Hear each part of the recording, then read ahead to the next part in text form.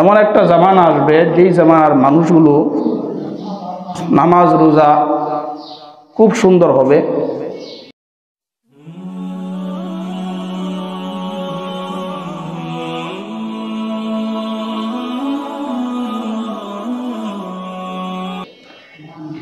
নবীজি বললেন সাহাবায়ে কেরামদেরকে, তোমরা সাহাবাদের আমল তাদের আমলের কাছে তুচ্ছ মনে হবে, তাদের আমল এত সুন্দর হবে। ইয়াখরুজু ফীকুম কওমুন তাহকিরুনা সালাতাকুম মা সালাতিহিম ওয়া সিয়ামাকুম মা সিয়ামিহিম। নবীজি বলেন এমন একটা সম্প্রদায় বের হবে যেই সম্প্রদায়ের নামাজের কাছে তোমরা সাহাবাদের নামাজ তুচ্ছ মনে হবে। তাদের নামাজ হবে চমৎকার, খুব সুন্দর নামাজ পড়বে। ওয়াসিয়ামাকুম মা সিয়ামিহিম, তাদের রোজার কাছে তোমাদের রোজা তুচ্ছ মনে হবে।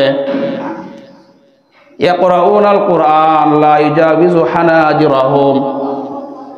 নবীজি বলেন তারা কোরআন পড়বে কিন্তু কোরআন তাদের কণ্ঠনালী অতিক্রম করবে না। কোরআন গলার ভিতরে যাবে না, এই পর্যন্ত থাকবে। কোরআন পড়বে, এর অর্থ হইলো কোরআন পড়বে কিন্তু কোরআনে আমল করবে না।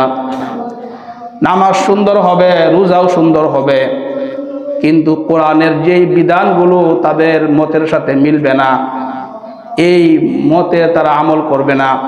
এমন একটা সম্প্রদায় নবীজি বলেন আসবে, ইয়াখরুজু বের হবে।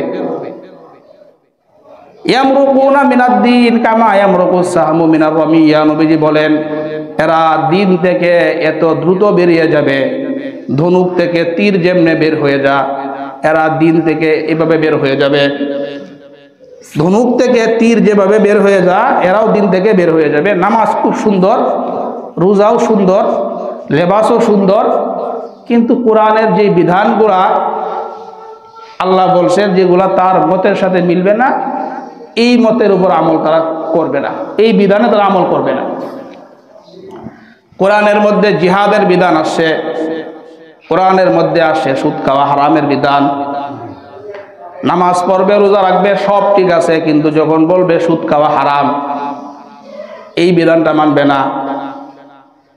কোরআনের মধ্যে জিহাদের কথা আসছে, যখন বলবে জিহাদে বের হইতে হবে, জিহাদ তার কাছে ভালো লাগবে না। কোরআন পড়বে, সব ঠিক আছে, কিন্তু তারা কোরআনের কিছু বিধান তারা মানবে না। নবীজি বলে এরা দিন থেকে বের হয়ে যাবে, ধনুক থেকে তীর যেমনে বের হয়ে যা, এত দ্রুত এরা দিন থেকে বের হয়ে যাবে। নবীজি বলেন ওই সময় ঈমানের উপর যে থাকবে, ঈমানের উপর থাকা কঠিন হবে, ঈমানের উপর থাকা কঠিন হবে। জ্বলন্ত আগুন, জ্বলন্ত আংরা হাতের মধ্যে রাখা যেমন কঠিন, ঈমানের উপর থাকা এমন কঠিন হবে। তো আমরা রমজান মাসে ইবাদত করতেছি, আমল শিখলাম, ঈমান শিখলাম, যাতে আমরা ঈমানের উপর অটল অবিচল থাকতে পারি, আল্লাহ তৌফিক দান করেন। এমন জামানা আসবে ঈমানের উপর থাকা কঠিন হবে। তিরমিজি শরীফের 3058 নম্বর হাদিসের মধ্যে নবীজি বিস্তারিত বলেন, আল্লাহর নবী কোরআনের আয়াত তেলাওয়াত করলেন, লা ইয়াদুররুকুম মান দাল্লা ইযা তাবাইতুম।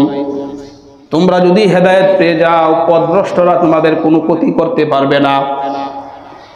এই আয়াত তেলাওয়াত করার পরে নবীজি বললেন, ইতামিরু বিল মারুফ ওয়া তানাহাউ আনিল মুনকার।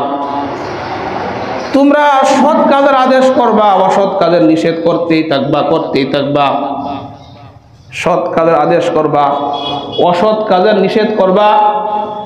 হাত্তা ইযা রাআইতা শুহান মুতাআ ওয়া হাওয়ান মুত্তাবা ওয়া দুনিয়া মুআসসারাতান ওয়া ইজাবা কুল্লি জি রাইন বিরাইহি। এমন একটা জামানা আসবে যে জামানার মধ্যে দেখবা মানুষ কৃপণতাকে পূজা করবে, কৃপণতাকে মানুষ পূজা করবে। নবীজি হাদিসে বলছেন শুহান মুতাআ, টাকা পয়সা দান করাটাকে বিরক্ত মনে করবে, টাকা পয়সা দান করতে চাইবে না, টাকা পয়সা জমায়া রাখাটাকে কামিয়াবি মনে করবে। এমন একটা জামানা নবীজি বলছেন যখন আসবে, তোমরা সৎ কাজে আদেশ করবা, অসৎ কাজে নিষেধ করবা। যখন এমন জামান আসবে মানুষ কৃপণতার পূজা করে, ওয়াহাওয়ান মুত্তাবা, 2 নাম্বার মানুষ যখন নফসের পূজা করবে,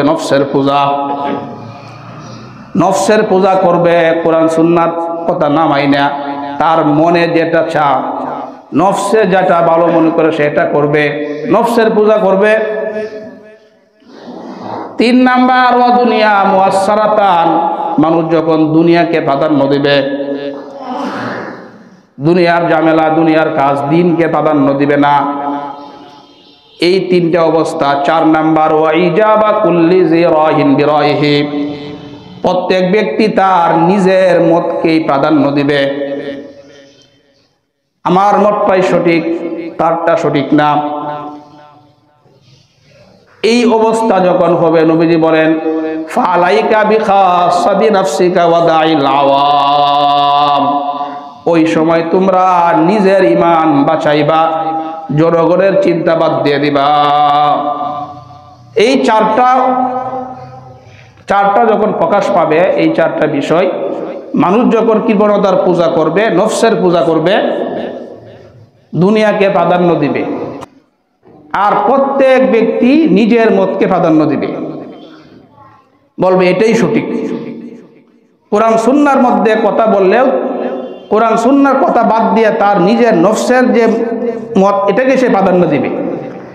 ওই সময় ওলামায়ে কেরাম আর মানুষের ওয়াজ নসিহত আর করবে না।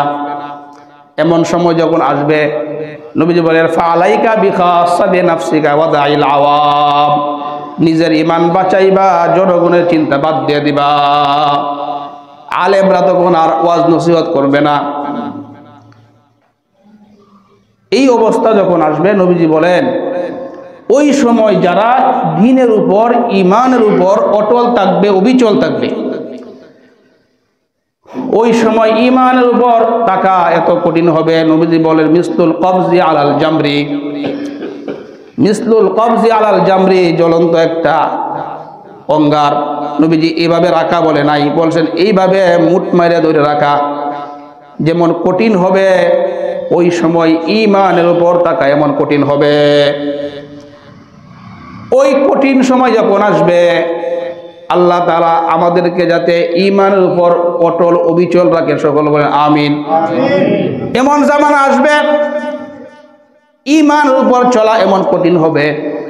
নবীজি বলেন যারা ঈমানের উপর চলতে পারবে, যারা হিম্মত করবে, ঈমানের উপর চলবে, আল্লাহ পাক রব্বুল আলামিন তাদেরকে বিশাল একটা পুরস্কার দিবে। নবীজি বলেন লিল আমিলি ফিহিন্না মিসলু আজরি 50 রাজুলান, ওই সময় যারা ঈমানের উপর চলবে, আল্লাহ পাক রব্বুল আলামিন তাদেরকে 50 জন আমল করলে যেই নেকি, তাদের একজনকে আল্লাহ তাআলা এই পরিমাণ নেকি দিয়ে দিবেন। 50 জন আমল করলে যেই সওয়াব, আল্লাহ তাআলা তাকে একাই এই সওয়াব দিবেন, 50 জনের সওয়াব। সাহাবায়ে কেরাম প্রশ্ন করলেন ইয়া রাসূলুল্লাহ, 50 জন কি আমরা সাহাবারা 50 জন নাকি তাদের সময়ের 50 জন? আল্লাহর নবী বলেন বরং তোমরা সাহাবারা 50 জন আমল করলে যেই নেকি, ওই সময় যে ব্যক্তি ঈমানের উপর থাকবে, তোমরা সাহাবারা 50 জনের নেকি আল্লাহ তার আমল নামায় দিয়ে দিবে।